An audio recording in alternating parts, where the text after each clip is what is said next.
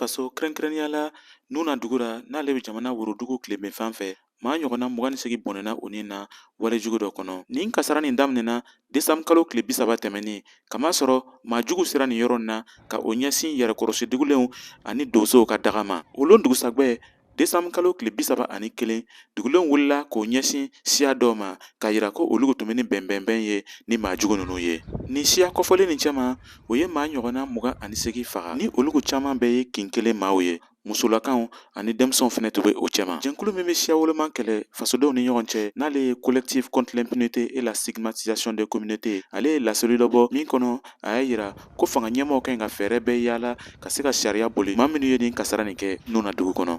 Laseli dɔ wɛrɛ fana kɔnɔ n'u na ka kiiriso ɲɛmaa y'a yaala dugulenw bɛɛ fɛ u ka o hakiliw sigi sabula sɛgɛsɛgɛli bɛna se ka kɛ k'a lɔn maa minnu bɛɛ nɔ bɛ nin kasara nin na. A siɲako fɔlɔ tɛ nin ye ni nin jagoya fagali ni ɲɔgɔn min kɛra jamana kɔnɔ. Hakilina jigira janvier kalo tile fɔlɔ san 2019 kasara jugu dɔ tun kɛra Yirigu duguden na jamana camancɛ kɛɲɛ kan fan fɛ n'o tun kɛra sababu ye ka maa ɲɔgɔnna 30 bɔnɛ u ni na gouvernement ka jate la maa 200 baɲumankɛ tɔnw ka jate la.